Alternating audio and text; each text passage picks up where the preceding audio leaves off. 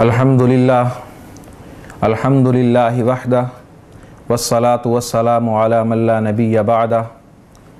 اما بعد فاعوذ باللہ من الشیطان الرجیم بسم اللہ الرحمن الرحیم ما سلککم فی سقر قالوا لم نک من المصلین ولم نک نطعم المسکین صدق اللہ العظیم۔ وقال النبی صلی اللہ علیہ وسلم خیر الناس من ينفع الناس او کما قال علیہ الصلاۃ والسلام۔ عزیزان محترم،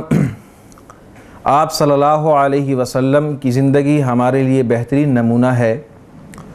اور آپ صلی اللہ علیہ وسلم کے صحابہ کرام رضوان اللہ تعالی علیہم اجمعین کی زندگی ہمارے لیے معیار ہے، اور کامیاب زندگی گزارنے کے لیے ہر وہ عمل اختیار کرنا ہوگا جس کی دعوت آپ صلی اللہ علیہ وسلم نے صحابہ کرام رضوان اللہ تعالی علیہم اجمعین کو دی۔ آپ صلی اللہ علیہ وسلم کی زندگی کے بہت سارے اعمال ہیں، کچھ فرائض کا درجہ رکھتے ہیں اور کچھ اعمال نوافل کا درجہ رکھتے ہیں۔ آپ صلی اللہ علیہ وسلم کی زندگی میں کچھ فرائض ہیں، کچھ نوافل ہیں۔ تہجد یہ قرب خداوندی کا ذریعہ ہے، تلاوت رب تعالیٰ سے ہم کلامی ہے، تبلیغ اشاعت دین کا ذریعہ ہے، اور جہاد حفاظت دین کا ذریعہ ہے۔ اسی طرح خدمت خلق بھی آپ صلی اللہ علیہ وسلم کے پسندیدہ اعمال میں سے ایک عمل ہے۔ اعلان نبوت سے پہلے بھی اور اعلان نبوت کے بعد بھی آپ صلی اللہ علیہ وسلم بیواؤں، بے سہارا لوگوں اور ضرورت مندوں اور مفلوق الحال لوگوں کی خدمت کیا کرتے تھے۔ خدمت خلق بھی دین کی اشاعت کا ایک اہم ذریعہ ہے۔ بہت سے احکامات خدمت خلق کے بارے میں قرآن پاک کے اندر بھی موجود ہیں، اور خدمت خلق پر اللہ تعالیٰ کی طرف سے اجر و ثواب کے وعدے بھی ہیں، اور خدمت خلق کے متعلق احکامات پورے نہ کرنے پر بھڑکتی آگ کی وعیدیں بھی سنائی گئی ہیں۔ قرآن پاک کی آیت میں نے تلاوت کی،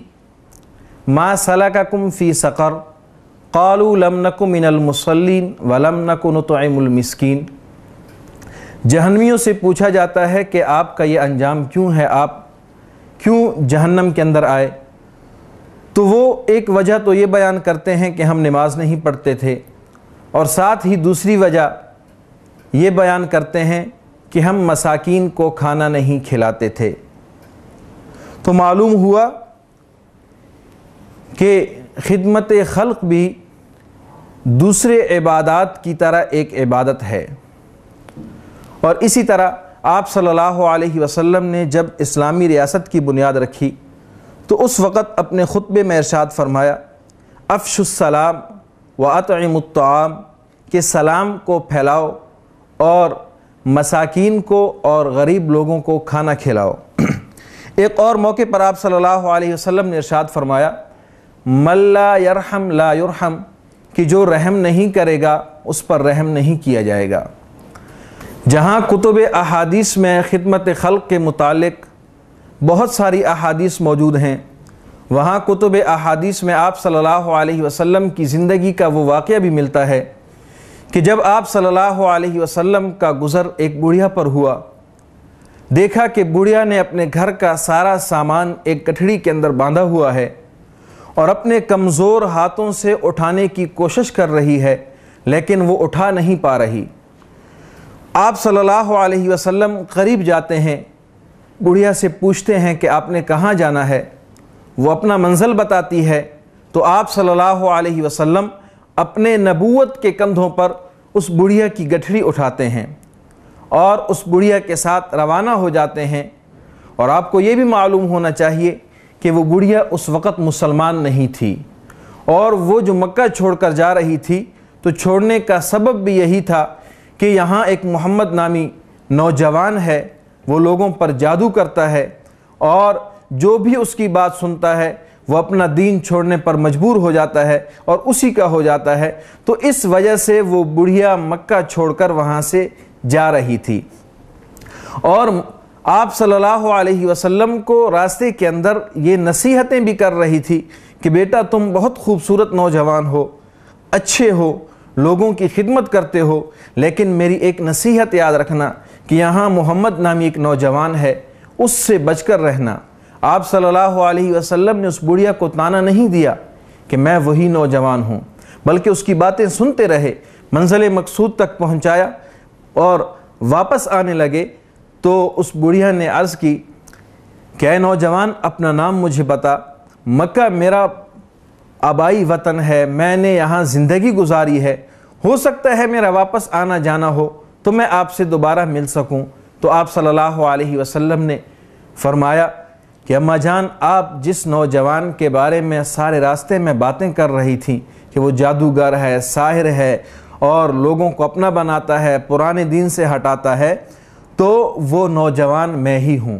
یہ سن کر وہ بڑھیا مسلمان ہو گئی۔ تو معلوم ہوا کہ خدمت خلق کے ذریعے بھی ہم دین کی اشاعت کا کام کر سکتے ہیں۔ صدیق اکبر رضی اللہ تعالیٰ عنہ کے دور میں بہت ساری بیوائیں ایسی تھیں کہ جن کی خدمت صدیق اکبر رضی اللہ تعالیٰ عنہ کیا کرتے تھے۔ حضرت عمر فاروق رضی اللہ تعالیٰ عنہ ایک بڑھیا کے گھر جاتے ہیں اس کی خدمت کرنے کے لیے، اور اس سے معلوم کرتے ہیں کہ آپ کو کسی چیز کی ضرورت، کوئی ایسی خدمت جو میں کر سکتا ہوں۔ تو بڑھیا کہنے لگی کہ یہاں کوئی منہ لپیٹا ہوا شخص آیا اور ساری ضرورتیں پوری کر گیا،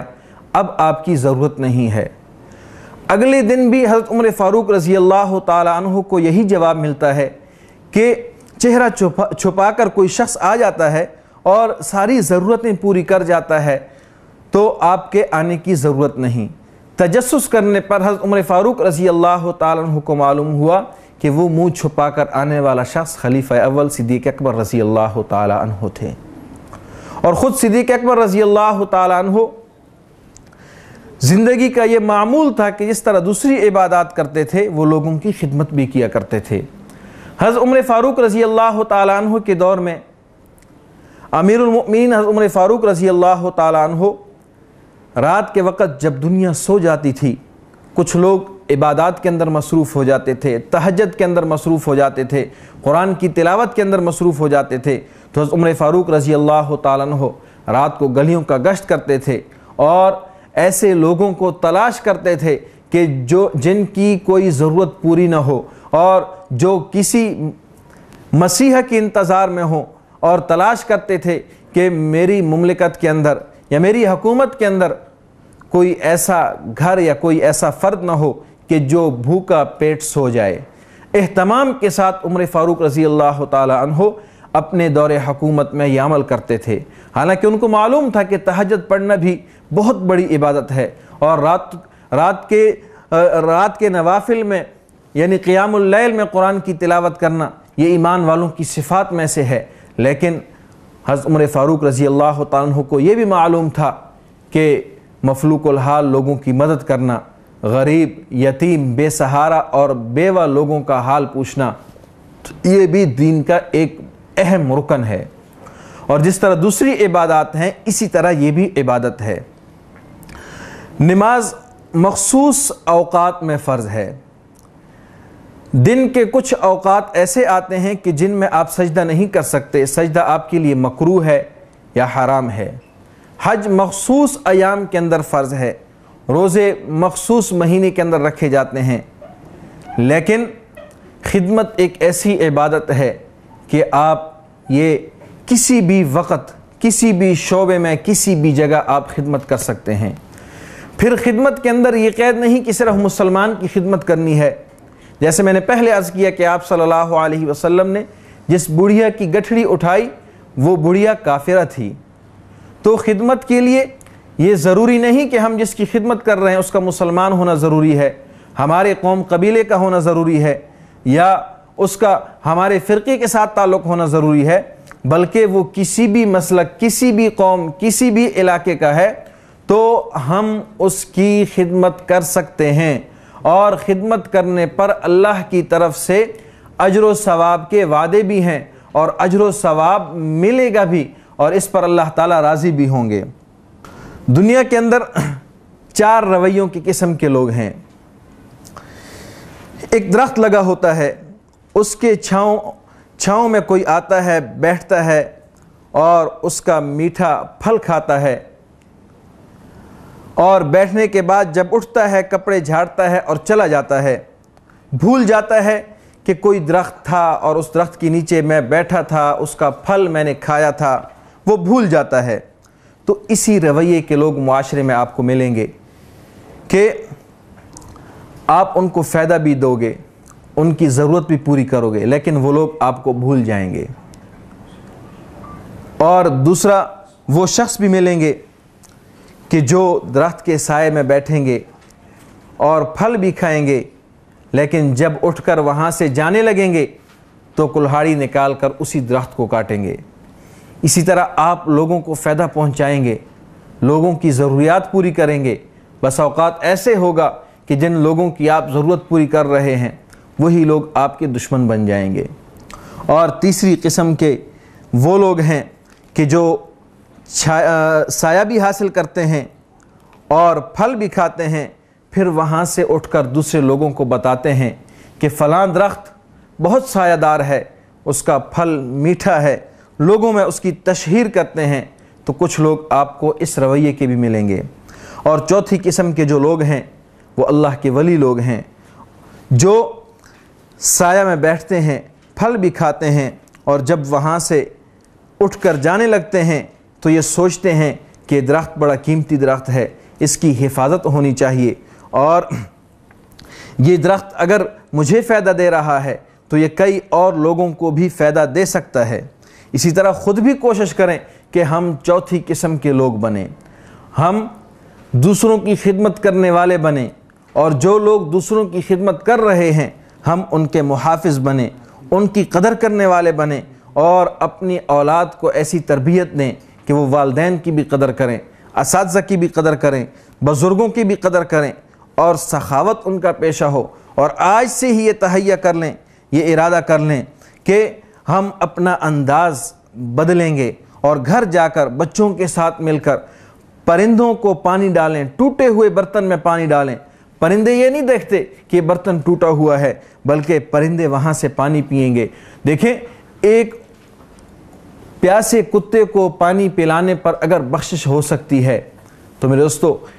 کسی بھی مخلوق کی خدمت کرنے پر اللہ رب العزت ہماری بخشش کر سکتے ہیں۔